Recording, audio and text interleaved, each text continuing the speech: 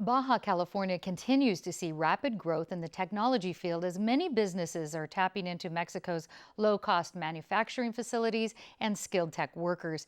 Here with a look at cross-border collaboration and its challenges is my guest, Jorge Arroyo, co-founder of MindHub, a tech incubator in Tijuana. Jorge, welcome. Thanks for having us. Now, from telecommunication companies to drone manufacturing businesses, I understand collaborations really are growing between the two countries, especially in the field of tech companies. What are some of the benefits of doing cross-border companies or partnerships in the tech world?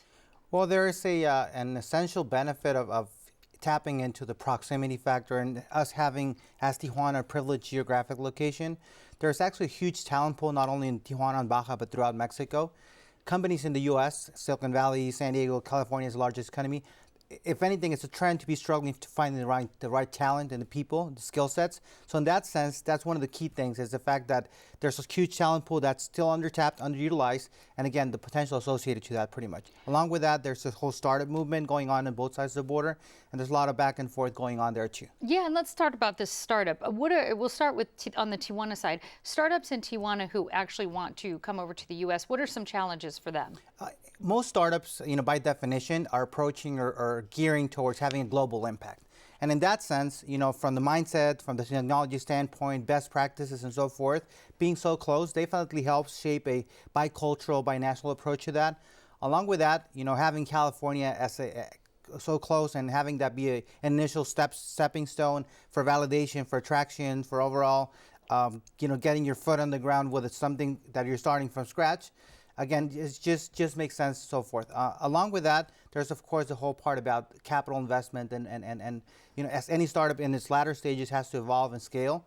The ability to tap into a more mature marketplace here in the Silicon Valley and so forth. Also, it's instrumental. We're little by little, we're starting to see success stories around that. Right. So that sounds pretty successful. Not a whole lot of challenges than other startups on either side of the border would face. Correct. What about for U.S. companies trying to get a foothold or trying to do a startup in Mexico? Are there challenges there? It's very compelling. There's two angles to that. One is, as a startup, getting into Mexico from the market standpoint, whether you have maybe something you want to have that be in your entry to Latin America for some reason and validating or expanding a market. Bigger companies like Uber and so forth are already doing it. And again, Tijuana as a gateway for that. But then again, there's always the other angle from the execution standpoint. Any startup, as most startups, are bootstrapped. They're highly sensitive to funding and use of funds and so forth. So the cost angle of doing something south of the border so close, as a startup, you need a lot of proximity, a lot of interaction, a lot of whiteboarding and so forth. You can do that, but still do that with a cost benefit associated to that. Tell us a little about MindHub, the incubator. It's a somewhat new effort that we started a couple of years ago. A lot of collaboration going on with the counterparts here in San Diego, the EVO Nexus or the UCSD Connect and so forth. Startup Circle, also an organization here in San Diego. And basically, we're all focused on helping people with ideas, helping them come to fruition, whether that's giving them a structure from the ideation process, which is usually chaotic, all the way to some mentoring connections with people who can help them in the latter stages, validating and getting some sense of market validation, again, that their ideas actually make sense. And of course, the heavy lifting of the execution, whether that's marketing, especially the programming side. That's part of what we do at MindHub. And that's in Tijuana. It's based in Tijuana, but U.S. citizens can come over, San Diegans can come over. That is correct. If anything, there's collaboration. There's companies here in San Diego working out of the incubators here who have developers down there. There's actually students coming down there to present ideas, and through the consulate, we're also working on a project in which U.S. students are coming in and spend some time as internships in Tijuana-based companies. What would you say to critics who say that these types of collaborations are taken away from U.S. jobs? To the contrary, I mean the jobs are already the ones that naturally will be shifted out of the U.S.